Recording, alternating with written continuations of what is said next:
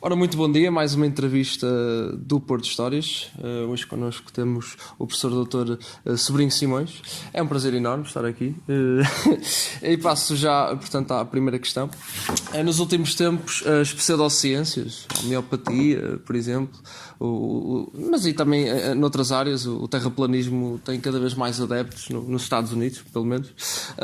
Será que a ciência tem falhado nos últimos anos com a sua pedagogia? Será que porque é que as pseudociências estão a crescer tanto?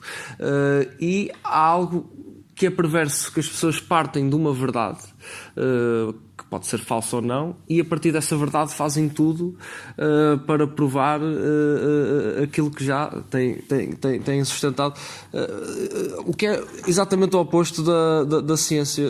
O professor pode nos dar a sua opinião neste sentido? Não, a sua pergunta é uma pergunta crucial, porque é verdade que eu, por exemplo, que sou um tipo que fui treinado a ver ao microscópio e, portanto, sou muito biológico e muito objetivo e tenho que fazer diagnósticos e tenho que selecionar, portanto, fazer a seleção dos tratamentos e depois temos o output, porque ainda por cima é cancro.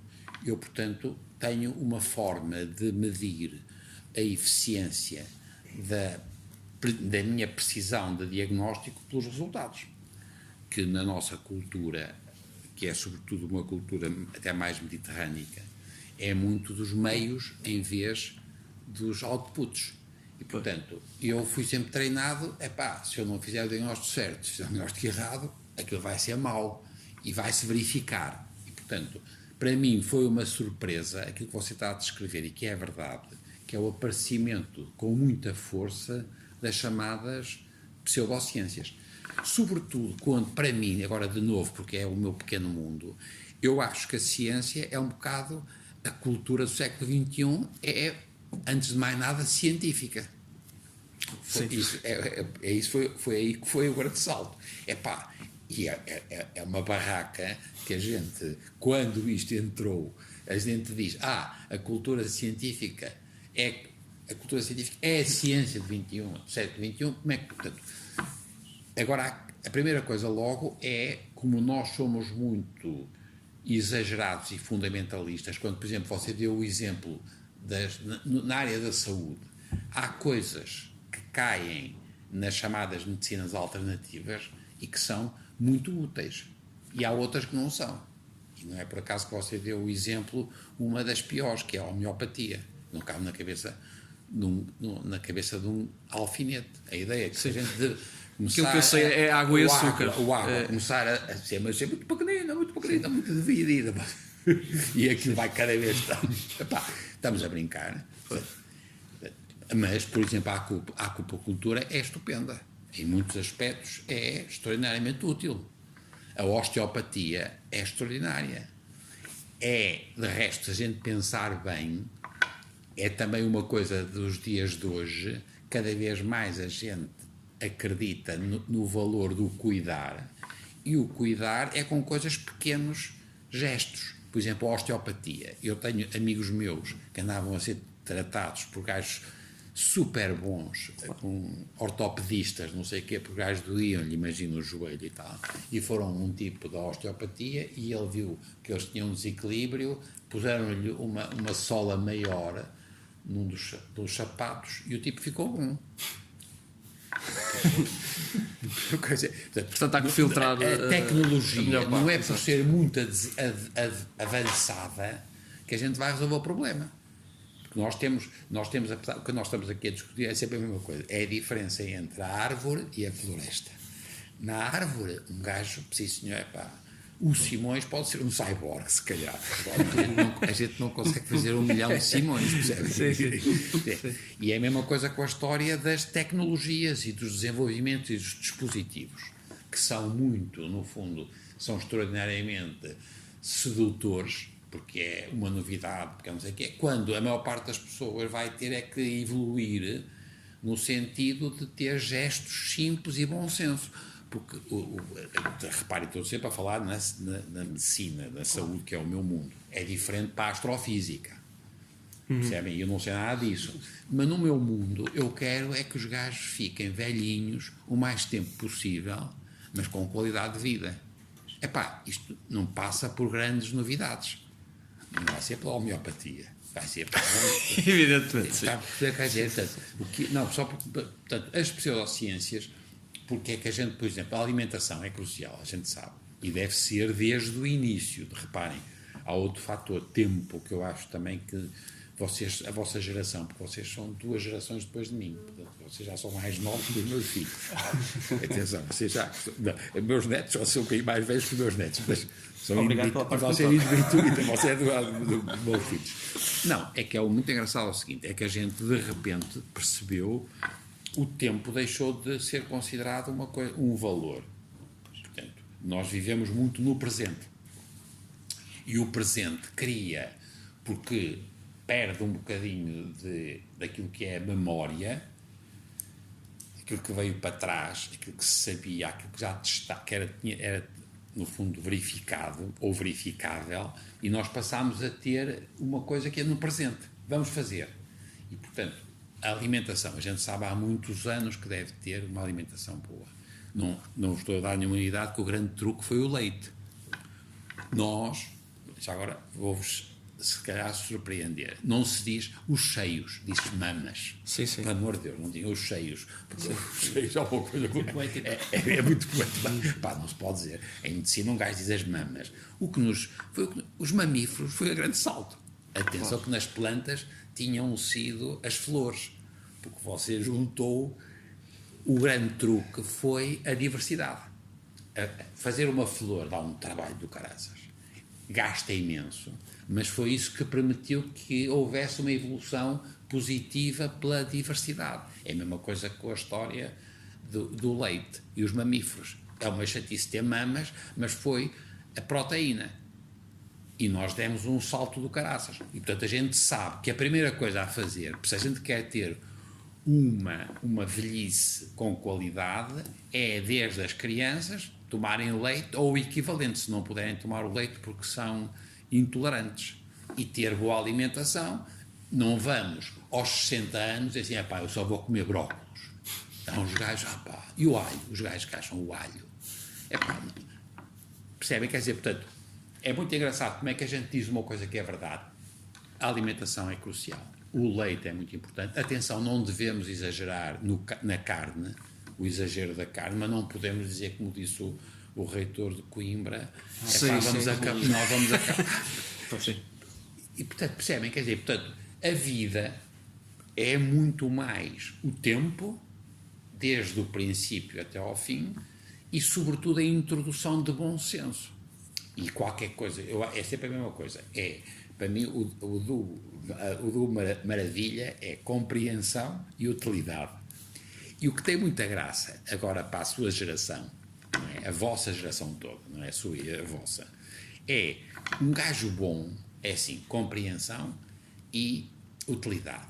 E depois, utilidade não é necessariamente atuar, às vezes é não atuar. Isso é que é inteligente, o gajo. Então, para os velhinhos, não atuem, Sim. Mas as pessoas passam a vida. Nunca pensei dessa maneira, sim. Mas é não atuar. É o que os tipos chamam choosing wisely. Escolher com muito cuidado. Do not do recommendations. Vejam a situação, porque é depois, porque é que vocês estão a dizer todos, que é curioso, porque é que vocês estão todos a dizer, é até que ponto o fator pessoal é suscetível de ser transformado por uma revolução de uma descoberta do caraças. Seja a homeopatia, ou o tipo que só come uma coisa, ou o tipo que acredita que afinal, o mundo é plano, vocês não sabiam que ele era plano. Agora, porquê é que a gente não conseguiu combater, que é a sua questão de princípio? Sim. Porquê é que nós, sabendo que tínhamos tido uma evolução, a ciência no mundo foi tão grande e é de tal maneira rápida que até é difícil acompanhar, por que raio é que a gente foi perdendo a noção dos tais outputs mais sólidos. E eu não percebo. Percebo que há aqui um elemento político. Percebe? Portanto, onde eu quero chegar já agora também, porque se calhar vocês querem discutir isto, não é? Qual é o meu problema hoje em relação aos meus netos? É a falta da atenção. Se eu tiver que pensar o que é que se passava em relação aos meus filhos com o pai, há muito menos atenção. Porque os miúdos, por razões variadíssimas, sociais... Dava outra entrevista. Cara, eles têm... Não, mas percebe o que é dizer? Eles não têm atenção. E, portanto, há falta de empatia. E tem muita graça porque, se vocês repararem, para nós na medicina, para os psicanalistas, eles dizem que há uma diferença muito grande. Os gajos têm vazio, quando a gente o que devia ter era falta. O gajo devia ter falta, porque sente a falta de alguma coisa, mas há um vazio. O que é que isto está a substituir? O populismo. Porque isto levou à ausência da política, que vocês não são muito novos, não, mas eu ainda sou do tempo, democrata-cristãos, sociais-democratas. Esta política se é fininha, acabou. E são os populismos. Os populismos têm tanto crescimento, agora é a minha interpretação, se calhar estou a ser burro e a inventar, mas eu acho que parte desta capacidade de aldrabar os fake news é por causa desse vazio, a ausência de empatia por razões culturais, etc. Percebem? Eu tenho medo disso porque a gente diz sempre, é verdade, há um problema de sustentabilidade do planeta, é indiscutível e a gente tem que ter muito cuidado, estamos a acabar com as espécies, estamos a ter problemas de água, de energia, calor, etc. Portanto, esse é um problema, o esgotamento físico-químico, se você quiser, e biológico. Eu tenho mais, para mim é mais assustador o esgotamento da atenção e da empatia e o esgotamento da política. Porque a gente tem que ter alguém que mandar nisto. Tem que haver alguém que mande nisto. E se você tiver perdido a capacidade da atenção e se viver no presente, porque é tal coisa, deixou de haver memória, passado, é fácil, um gajo acredita. Olha, é plano, isto é plano. Pá. Tu nunca, já viste alguma vez, viste ali aquilo a dar uma volta? Exatamente. Portanto, são coisas, para mim, que são muito mais fruto da ausência de espírito crítico. Não é necessariamente por malignidade, não percebem? As pessoas estão mesmo convencidas e querem acreditar nisso porque nunca testaram em relação a uma verificação. E tornou-se cada vez mais difícil. Mas estou a inventar. Eu há dias vi uma entrevista precisamente de um médico que falava contra a homeopatia e ele falou de uma grande convenção de homeopatas e foi convidado para defender em nome da ciência, digamos assim, e ele disse que o debate estava perdido a partir do momento que estava ali a discutir com homeopatas, portanto a validade das ciências atuais ou da ciência convencional, digamos assim. Portanto é um grande desafio. Claro. E o bom sentido prático está a substituir progressivamente a teoria académica, o que é perigosíssimo. Pode ter resultados. Sim. Pode ter resultados. Sim. Porque há elementos que são de natureza agora psicológico e de crença e de doenças que não são muito orgânicas e que são mais de natureza, se você quiser, de domínio, por exemplo, psicológico. Se você acreditar muito numa determinada coisa e isso for toda a gente sabe o fator placebo. Se você dissesse, não, você vai tomar aqui uma pastilha amarela muito boa, 30% daquilo funciona. Pois. Agora é engraçado, é tal coisa, se for uma doença de natureza não muito orgânica, não é? Aquela coisa, vocês só para dizer o seguinte, é que vocês não se esqueçam que a doença em português corresponde a 3 coisas diferentes nos anglo-saxónicos. Uma coisa é disease, isso é mesmo disease, é como doença. Mas depois há illness, que é a percepção. E a percepção é o bem-estar, mal-estar, não é orgânica, muitas vezes. E depois temos a sickness, que é a saúde pública. E a palavra doença, em português, mistura 3 coisas: disease, illness e sickness. E, portanto, no domínio da illness, você pode ter mesmo efeito homeopático. Why not? Exato. E no seguimento dessa frase, pensamos que a palavra cancro é uma palavra que ainda atemoriza não só os portugueses, mas como a comunidade em geral. Considera que que os portugueses estão bem informados sobre os diversos tipos de cancro que existem, ou melhor ainda, será que os portugueses têm noção das diferenças entre tumor, neoplasia e cancro? E será o cancro um dos preços a pagar pelo aumento da longevidade? Você está por aí. São 3 assuntos muito engraçados. O primeiro é da linguagem. E você tem toda a razão de dizer, quando a gente usa a palavra cancro, no fundo está a dizer que é um tumor ou neoplasia, para nós é sinónimo, tumor ou neoplasia, maligno. Mas você agora pode dizer assim, mas benigno, maligno não é black and white. E, portanto, nós cada vez mais falamos em coisas que são tumores muito clinicamente benignos, coisas que são malignos, muito malignos, e depois enorme graus intermédios. E, portanto, porque aquilo não é uma estrutura exterior ao doente. O doente está a desempenhar um papel muito importante. E o papel que o hospedeiro do cancro tem é tão importante que há alguns cancros que na pessoa X tem um comportamento muito tranquilo e numa pessoa Y tem portanto, é a influência do próprio. Portanto, é aquela sua ideia que é muito importante, que um cancro, que é um tumor maligno, mas pode ser mais ou menos maligno, é sempre o resultado de um clone nosso, das nossas células, mas que cresceram dentro de nós. E, portanto, estabeleceram com eles uma relação de interação. Os vasos, quando eu tenho um cancro, eu tenho as células minhas e têm alterações genéticas para serem passadas às filhas, mas eu depois estou a começar a ir buscar vasos meus que já são vasos normais. Eu, ao ter um cancro, não é uma coisa exterior a mim, não, faz parte, é uma quimera minha. E, portanto, você tem razão que é por isso que a palavra o cancro é muito assustador, como você diz, mas está muito simplificado por as pessoas ligarem a uma palavra única. Nós não devíamos dizer a palavra é péssima, porque há, no fundo, você está a dizer já a mesma coisa, quer dizer, nós temos nos velhinhos, eu quando fazia autópsias de pessoas de mais de 80 anos, eu encontrava em senhoras ou homens e muitos cancros pequeninos que tinham morrido de outra coisa qualquer. Portanto, todos nós, a palavra cancro significa uma coisa que é muito assustadora, porque a pessoa liga sempre a um comportamento muito maligno, o que não é verdade. Nós cada vez mais temos situações de doenças que não respeitam as fronteiras, que é o que caracteriza um cancro, nós temos uma coisa que cresce dentro de nós e, em vez de ficar limitado, não respeita as fronteiras, invade. Mas às vezes invade muito pouco e não dá chatices.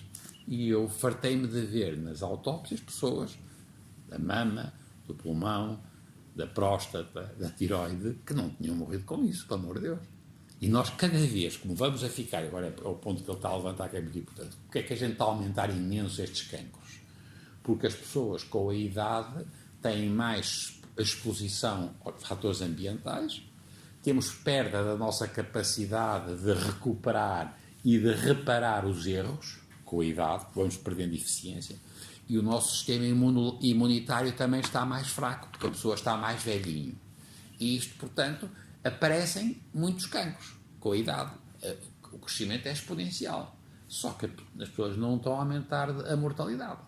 As pessoas de idade não estão a morrer de cancro. E, no entanto, estão cheios de pequeninos cancros. Estão a ver o que significa que isto não é um fenómeno branco e preto. São, no fundo, significa que o hospedeiro desempenha um papel muito importante. Não sei se vocês estão a ver o que quer dizer. Até porque tenho que pensar outra coisa que eu acho que é importante as pessoas perceberem. Um tipo de 90 anos, o coração e os vasos também já não estão em tão bom estado. E os cancros precisam de energia. Se eu for um velhinho e com falência cardíaca, eu não vou conseguir nutrir as células o suficiente. E isto é metabolismo. Percebem? Faz todo sentido. percebe? Aquilo não cresce, porque não tem força, porque não tem energia. E, no entanto, aparecem. E aparecem porque a gente deixou de no fundo, deixou de reparar os erros, e ainda por cima tem falência imunitária, e vai ter. E eu sempre que vejo autópsias de pessoas de idade, o número é enorme. E está sempre a aumentar. E é por isso que no mundo inteiro nós estamos a aumentar os cancros em todo o mundo, também porque as pessoas estão cada vez maior número de pessoas idosas, e, no entanto, a mortalidade por cancro já diminuiu. Nós já ou paramos em muitos países, ou está a diminuir a mortalidade. Estão a ver que é uma coisa que É uma dicotomia, no fundo. E, portanto, a pessoa, quando tem um diagnóstico de cancro, é perigosíssimo se não for, depois assim, atenção, isto é um cancro, mas trata-se de uma neoplasia muito pequenina, maligna, mas biologicamente é maligno, mas clinicamente não dá chatice, e ele pode ser tratado desta maneira e pode ou curar ou controlar. Hoje em dia, entre 60% a 70% dos cancros são curáveis ou controláveis. Que é impressionante. Exatamente, é um número significativo. E não é a causa mais frequente de morte em Portugal, nem não é. Em Portugal é o AVC. Exatamente, são AVC e as outras doenças vasculares. Sim, exatamente. Para mim. Bom dia. A minha pergunta é acerca do fator sorte e da importância da genética para o indivíduo. É mais sorte ou mais o impacto da genética em conjunto com o meio, o ambiente? Essa é uma pergunta muito boa e é uma pergunta-chave. Vamos lá ver. Em 5% das pessoas, o fator hereditário genético é tão forte que o mais importante é a genética. Aquilo que a gente herdou ou do pai, ou da mãe, ou de ambos. Até geralmente é chato quando herdou do pai e da mãe. E esses são, portanto, alterações genéticas que nós chamamos germinativas. Isto é, das células que vêm do óvulo e do espermatozoide. São genes que nós herdamos dos nossos pais. E aí, portanto, nós temos 5, no máximo 10% de doenças muito graves ou graves que são herdadas. Essas, o fator genético é mais importante que o ambiente. Nas outras 95% das pessoas é muito mais importante o ambiente. Quando a gente diz ambiente, é o estilo de vida, é o microbiota, não se esqueçam, nós cada vez mais prestamos atenção às bactérias que nós temos no tubo digestivo e no aparelho respiratório e no aparelho urinário. Nós temos dentro do nosso corpo, que reparem que é mundo externo, as pessoas têm a mania de dizer que o que a gente tem no intestino é mundo exterior, são poeiras da estrela, não é meio interno. E essas bactérias, sobretudo no tubo digestivo, nós depois temos metabolitos que são absorvidos por nós. E nós, mais de 60% do que eu tenho em circulação são metabolitos das minhas bactérias e não produzidas por mim. Todos nós que estamos aqui, mais de metade dos metabolitos são metabolitos que não são nossos, são das bactérias que nós temos no intestino em contacto com a mucosa e com a alimentação. E isso é ambiente.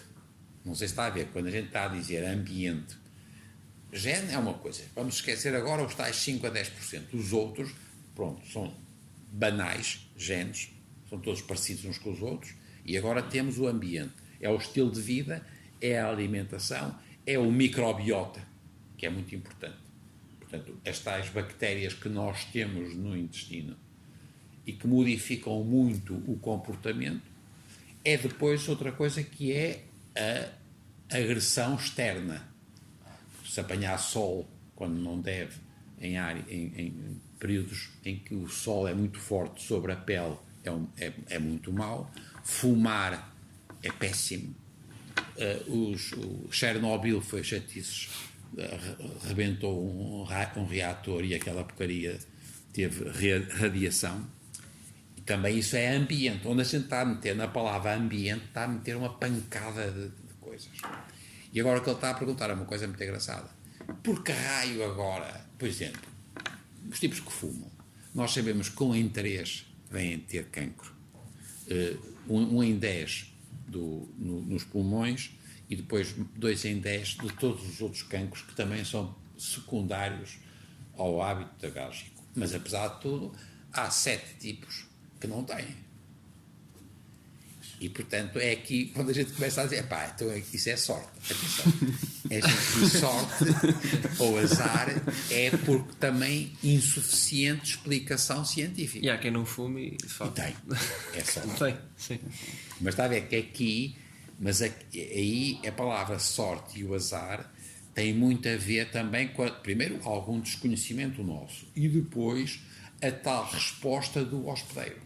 E isto é muito... A gente tem sempre a mania que tem que, sobretudo, a ver com o que é de fora e achávamos que eram os genes e a gente cada vez mais quer, não é os genes, é agora, por exemplo, os linfócitos.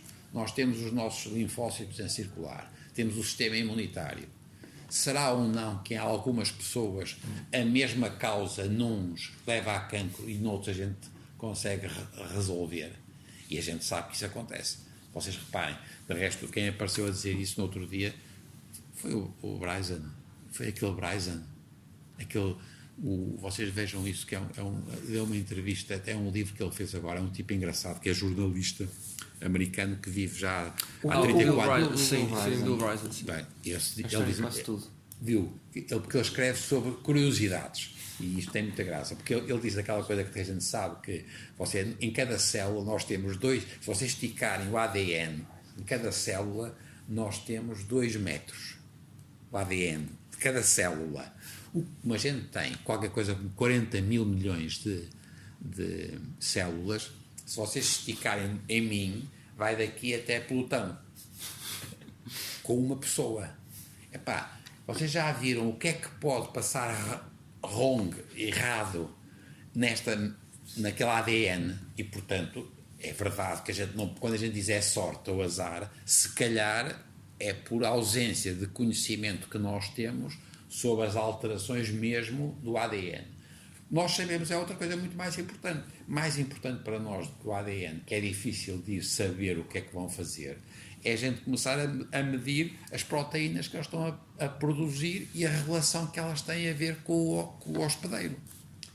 E aqui a gente começou a dizer coisas que não são sorte, não é só sorte, a gente já sabe que, por exemplo, uma pessoa que foi transplantado e por causa disso, a pessoa que teve um transplante tem uma deficiente resposta imunitária. Nós sabemos que eles têm mais doenças, quer de tipo cancro, quer outras, e não pode dizer que é pouca sorte. É uma causalidade. Portanto, onde eu quero chegar é que eu acredito na sorte e no azar, para explicar que não explico tudo só com os genes e com o ambiente. Mas cada vez mais nós achamos que a sorte e o azar, antes de mais nada, é um problema das pessoas, na saúde. Eu não sei se isto é verdade agora para os átomos municipais, as partículas. Tudo assim, nós é vida. Percebem? Vocês sabem que para nós o que tem muita graça é que a gente não percebe a vida. De resto, não conseguimos fazer vida até hoje. Nunca ninguém conseguiu fazer vida. Se eu tiver um bocadinho, uma planta, um bocadinho de folha, eu já a partir de uma folha eu consigo dar ordens para aquilo começar. Mas se eu não tiver uma estrutura biológica de base, eu não consigo fazer vida no laboratório. Do zero. E, portanto, é isto. Portanto, as doenças não é a mesma coisa para o gajo que está a estudar a astrofísica. Mas para mim, que é a biologia, para mim a grande questão é essa, e depois a outra, vocês já sabem, é o antropocentrismo. Portanto, como é que a gente depois, mamíferos, e depois apareceram os hominídeos, e depois fizemos o Homo sapiens, e somos ao mesmo tempo, somos geniais, que é como diz o outro, parece um Deus, mas muito ordinário. Não é mais ordinário, arrebentou com tudo. Ou seja, quer dizer, a nossa espécie, todas as outras espécies têm muitas. Há muitas espécies de lobo ou de cão, ou não sei o quê. Homo sapiens não há, só porque a gente arrebentou com tudo. Aliás, o biólogo britânico, o Dave Attenborough, que a gente conhece da BBC, ele disse que a maior praga do mundo somos nós mesmos. Pois fomos, mas saímos melhor que as encomendas. Mas percebem, porque nós fomos muito eficientes. Atenção, o que a gente tem descoberto nos últimos, a aceleração agora do desenvolvimento intelectual, cognitivo, é extraordinário. Sim, sim. E não tem a ver com o que se passou durante milhões de anos. É nos últimos 8 mil, 10 mil anos e nos últimos, quer dizer, o resto, quando eles agora dizem uma coisa com piada, se vocês pensarem que o mundo se passou em 24 horas, o que nos está a acontecer é 1/1000º de segundo. Calendário cósmico. Exatamente. Percebem? Porque o tempo, voltando à história do tempo, a gente tem uma coisa... E ficámos muito bons. Como é que a gente ficou tão bons? Assim que é a partir do Neolítico, Claro. os tais 8 mil anos ou 10 mil anos, que se inicia uma revolução. E é muito... É a revolução agropecuária. Começámos a comer quer grãos, quer proteína. E foi bom, porque a gente antigamente matava-se uns aos outros e comia uns aos outros. E não se esqueçam, já agora só um parênteses, é por isso que vocês, agora há um livro espantoso do Jack Lewis, chama-se Ciência do Pecado, em que ele discute a gula, a luxúria, a ira, todas estas coisas que são pecados.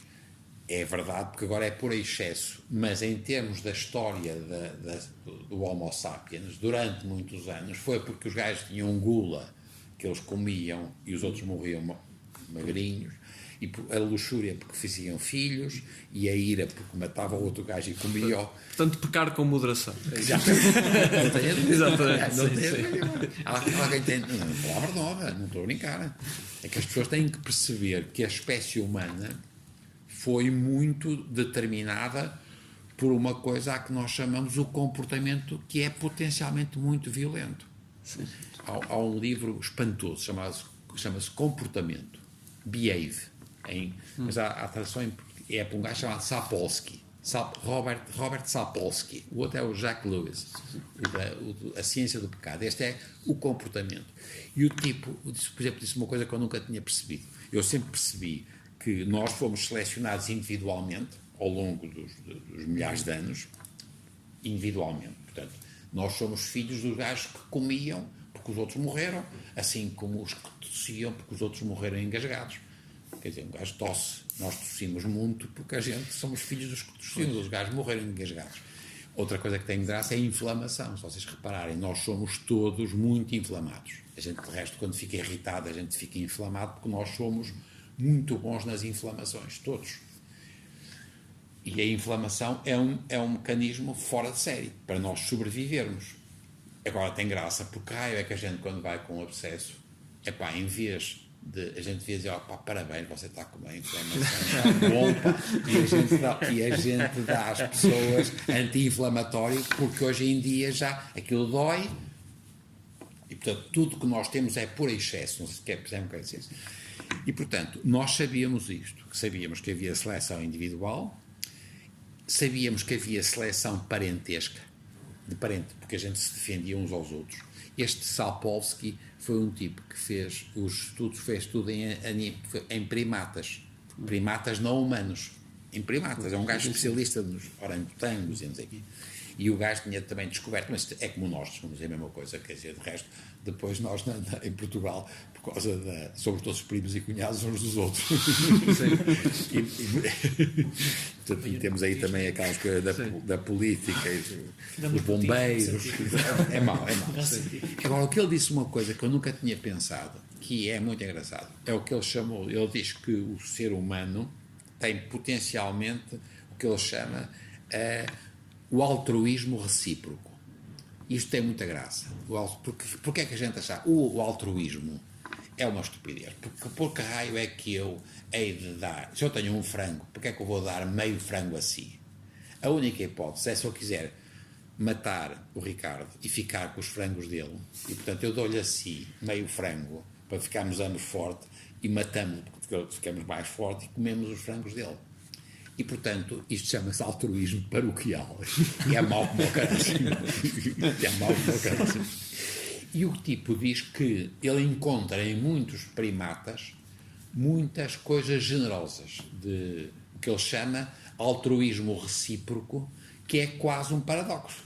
Porque a gente acha sempre que, na tal lógica de que nós somos muito individualistas e tribais, e há realmente muitas... E, portanto, é natural que haja, durante muito tempo, alguma capacidade de estimular no fundo, o altruísmo recíproco, que permitiu criar uma coisa que para nós é muito importante, que eu não quero chegar.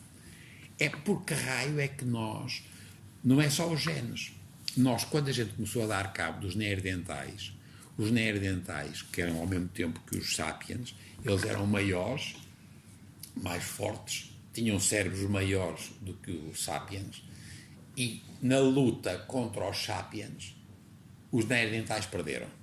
E, no entanto, tinham mais força. E tinham tudo. Tinham linguagem, tinham coisas simbólicas, tinham tudo. O que é que eles tinham? Tinham um problema, que os tipos nasciam com cabeças muito grandes e morriam como caraças no nascimento das mulheres, porque tinham cabeças para aí de 1,6 kg. E o nosso tem 1,5 kg. Era mais 100 gramas. Morriam na altura do nascimento. E, além disso, eles já nasciam muito acabados, como todos os animais.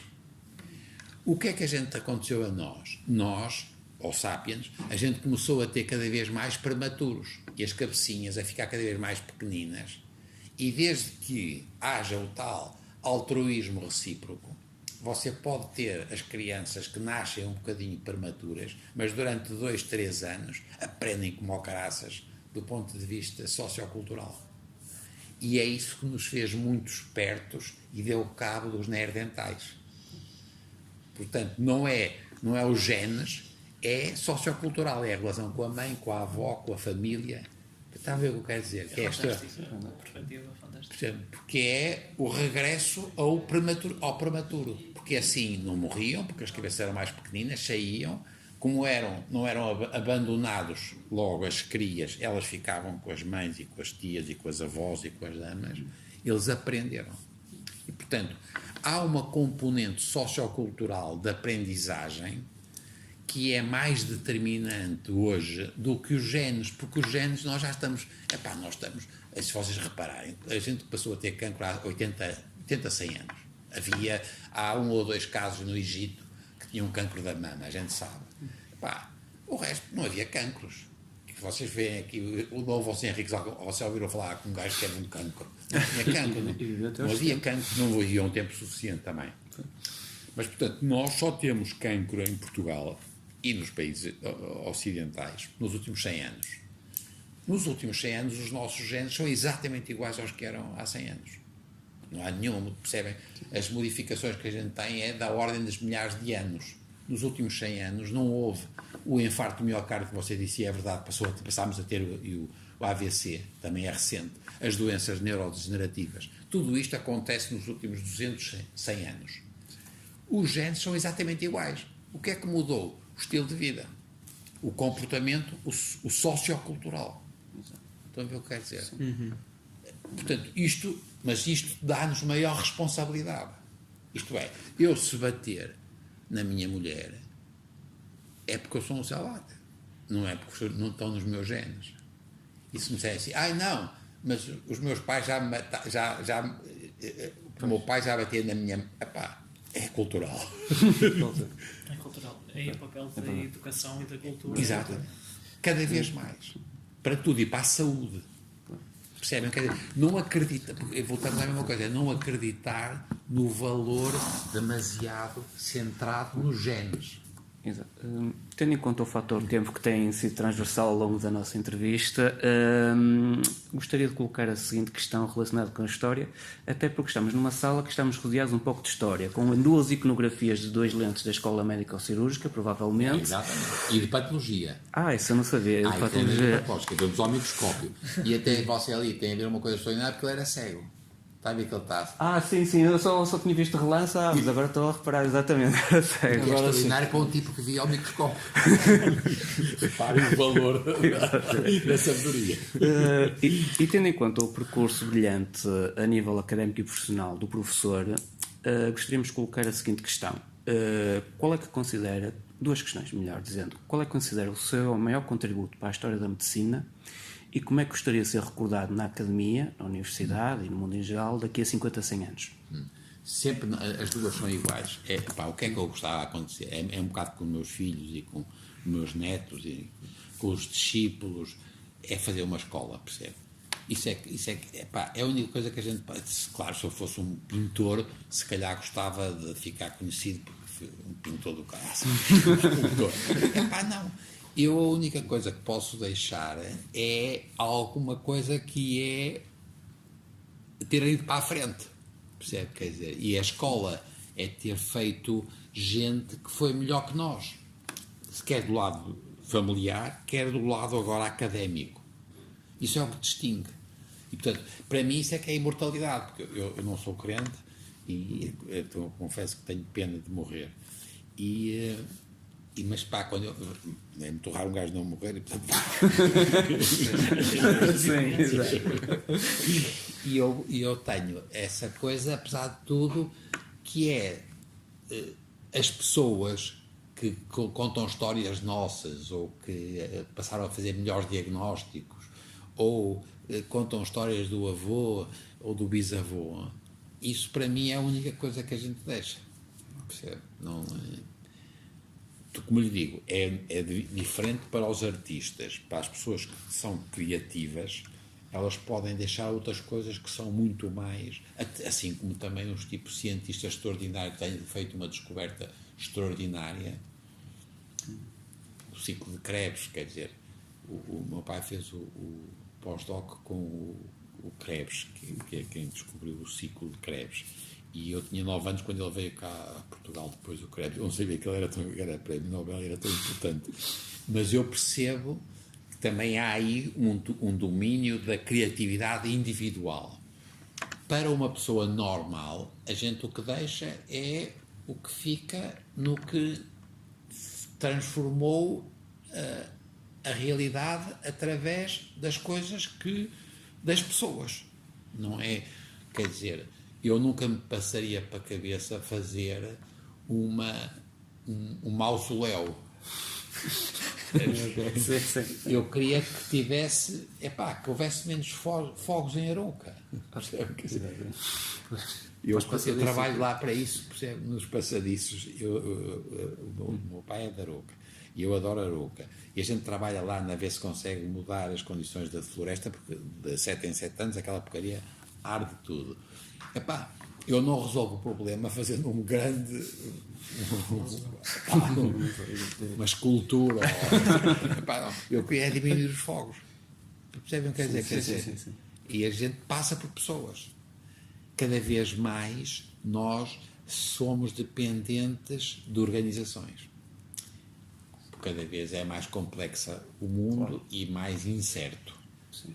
E, portanto, eu trabalho no público e não tenho, a terapia patológica fiz sempre quer nos institutos, quer na universidade, quer nos hospitais, quer fora, no estrangeiro, etc. Mas também já trabalhei em sítios muito bons, privados. Mas o que é que eu preciso?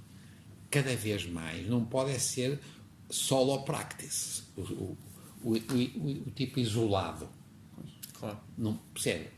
O isolado não funciona. Nós temos que ter, que seja no público, seja no privado, temos que ter uma hierarquia de conhecimento, de sabedoria, e temos que ter multidisciplinaridade, temos que ter, segundo equipes, pontes.